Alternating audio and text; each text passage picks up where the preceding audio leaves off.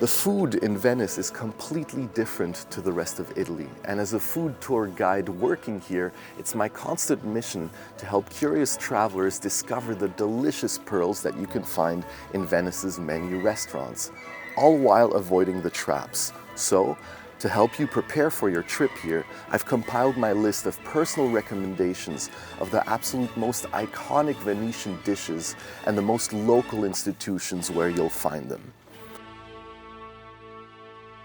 I've arranged these dishes in the classic Italian dinner course service order. That is, beginning with aperitivi and antipasti or starters, followed by primi, which is pasta and rice, followed by secondi or meat and fish, and finalized by the dolce or dessert. But before we get to that, I think it's really important to understand what makes Venetian food so unique from the rest of Italy.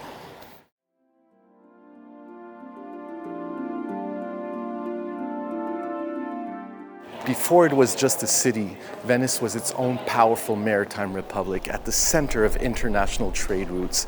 And from right here at the Rialto market, Venetians had an incredible access to an immense diversity of different products from all over the world. I'm talking nutmeg from Indonesia, pepper from India, sugar from Syria, candied fruit from the Middle East, and stockfish from Norway.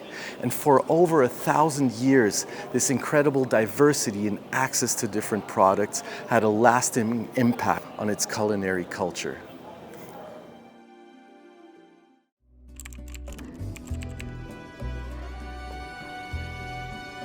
Venetians are masters of aperitivo culture. In fact, their most famous dish, the Cicchetti, is often eaten before dinner to open the appetite. Venetians will even eat it before lunch on their way back home from the Rialto market.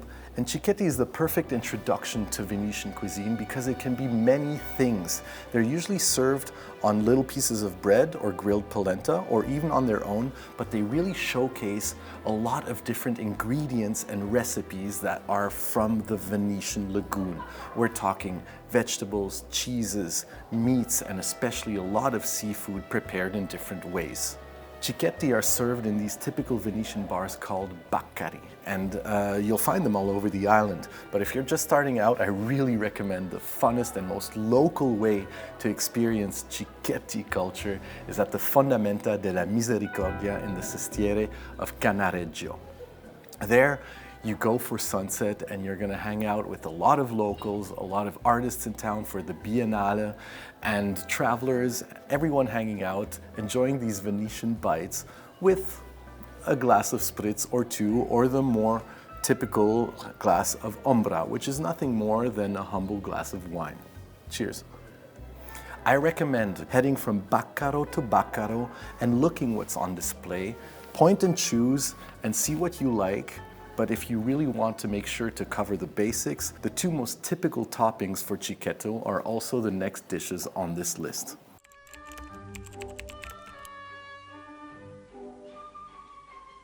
The first is Sarde in saor, which is sardines that are fried and then marinated in onions and sweetened vinegar, pine nuts, and raisins.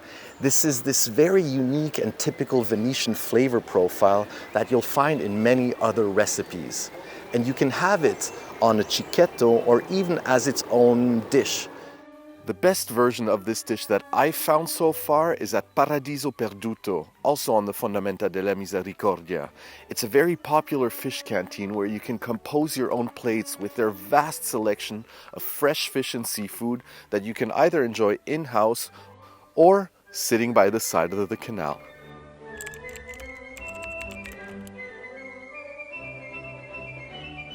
Next up on the list is another classic Venetian antipasto called Bacalà Mantecato. We're talking codfish that is poached and then whipped into a mousse-like consistency with olive oil, salt, pepper, garlic, sometimes a little parsley. It's served either on a Cicchetti or on its own. I would try it, for instance, at Do Mori, one of the oldest baccari on the island of Venice. Open for 500 years now, they serve nothing but old-school classical Cicchetti and glasses of good Venetian wine. It's dark yet welcoming and an integral part of Venice's food history.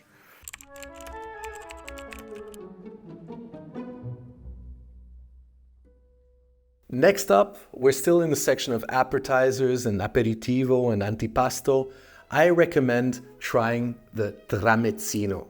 Now, the tramezzino are these beautiful little artistic bundles that are essentially sandwiches cut in half, but they are filled in the center with a unique filling, and then the sides are cut. The word comes from the Italian word intramezzo, which means in between.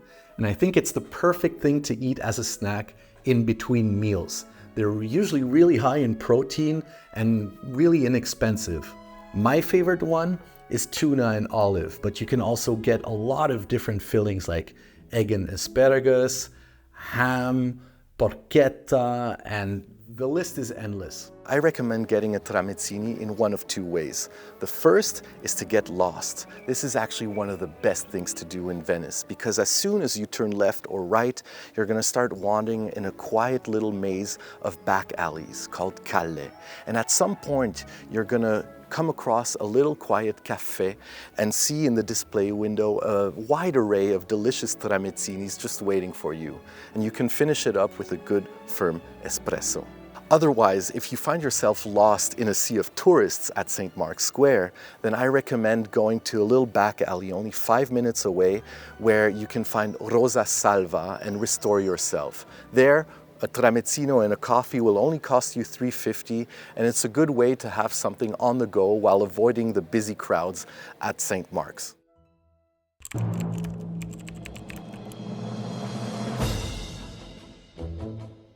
Next is a Venetian snack and street food called Fritto Misto, which is Italian for mixed fried, or a mix of fried things, if you will.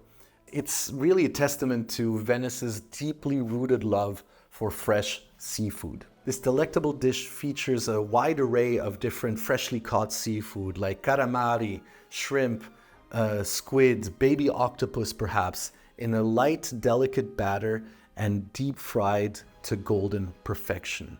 One of the most iconic places you could enjoy Fritto Misto is actually on the island of Burano, the fisherman's island with all these beautiful colored houses. There's a joint called the same name, Fritto Misto, and they have really fresh, delicious, freshly caught seafood that they fry up and serve to you actually on the polenta, grilled polenta, and a bread plate to reduce plastic waste. The advantage there is that not only it's iconic, but also you'll get a beautiful view of the lagoon.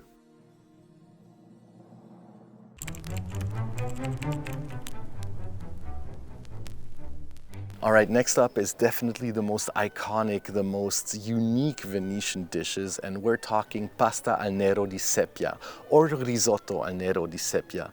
In both cases, we're talking black cuttlefish ink.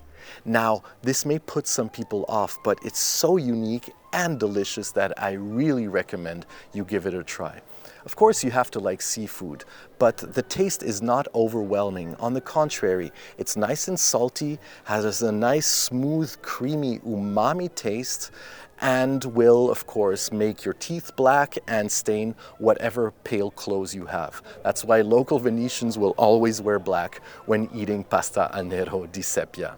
Again, you can have it with bigoli, spaghetti, risotto, or even as its own as a secondo. Of course, you can find this dish in any self-respecting Venetian restaurant, but do yourself a favor and head to the Castello neighborhood and eat at La Rampa, where it actually has its own page. It's the speciality of the house.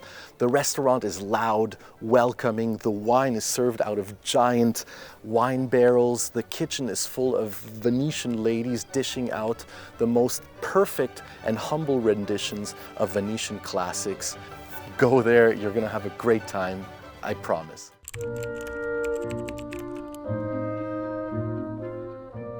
Another very typical Venetian pasta dish is often overlooked, although it can be found on most Venetian menus, and we're talking bigoli in salsa. Bigoli are these unique Venetian pasta shapes that are essentially thick spaghetti served in a sauce made out of caramelized onions and anchovies. And it may sound strange, but it's actually really, really good. It's sweet, it's rich, it's umami, and is also very simple, a testament that Venetian cuisine was not only about opulent food, but also about very humble food. If you're looking for a really good rendition of Bigoli in salsa, I would head to this really cozy garden terrace of Al Nonno Risorto.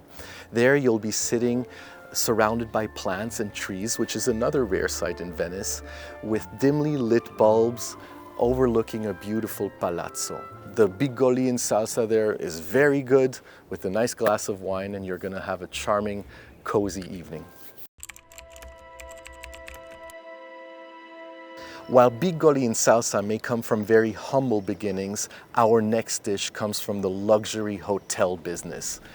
And this is the first secondo on the list, so a main, and we're talking Carpaccio.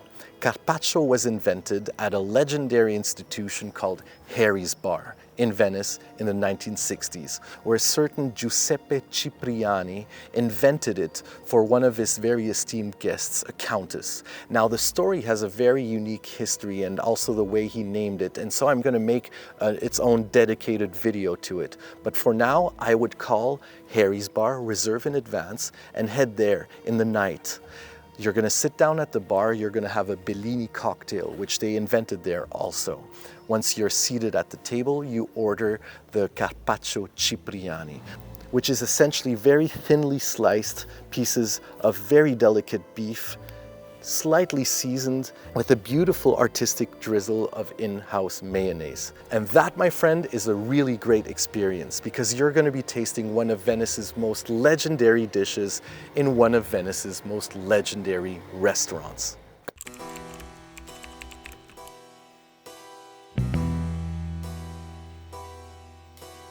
Another typical Venetian secondo or main dish comes from more humble beginnings, and that is called Fegato alla veneziana. We're talking delicately cooked pieces of veal liver with onions, sweetened vinegar, pine nuts, and raisins for that typical Venetian flavor profile. And I'll be honest, it's converted even the most skeptical people to liver, and that is myself. It's typically served alongside polenta, a creamy white polenta, which is cornmeal, and that'll really absorb and complement the nice sweet and earthy tones of the liver. I had it at a very nice, gentle restaurant called Ai Assassini in the San Marco neighborhood. And there they play jazz music on vinyl, and it's just a really nice, calm ambience. The waiters are sleek, professional, and the food was outstanding.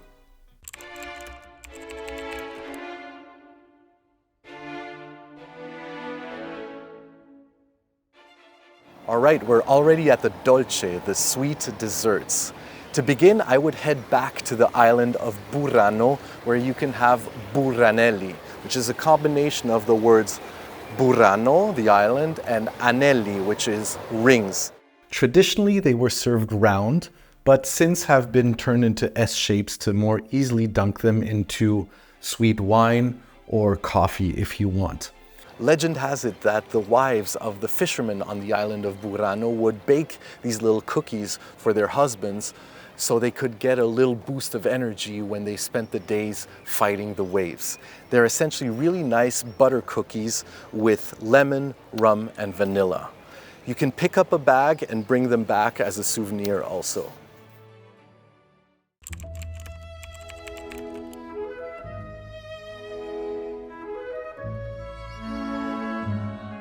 And finally, the last dish on this list is probably impossible not to find on any Italian dessert menu, and we're talking Tiramisù, which was invented somewhere else in the Veneto, but Venice is the capital of the Veneto, so we can still safely say that it's a local dish. Tiramisù, espresso, in which we dip savoiardi or lady fingers, but not soak them, just dip them inside with mascarpone, fresh beaten foamy egg whites for lightness, and cocoa powder that'll make you choke if you inhale while eating it. As I said, every restaurant will have tiramisu, but there's one place that I found in Venice that serves only tiramisu, and that is at Tre Mercanti. Again, a special shout out to places that serve one thing and one thing only. There, they make tiramisu fresh in front of your eyes in different flavor profiles. So many of my guests that I bring there always say it's the best tiramisu they ever had, and I invite you to try it out for yourself. That being said, if you're still here, you can now navigate Venice's rich culinary scene like a true local. The only thing I'd say is missing is a drink. And Venice is actually the birthplace to a lot of iconic cocktails, not to mention delicious wines, about which I've made videos about both subjects to further prepare you for your trip. That being said, let me know what your favorite restaurants are in Venice. I'd really like to know. The world would probably really like to know. So write those in the comments below. And that being said, thanks for watching, and I'll see you on the next trip. Prego, scusate.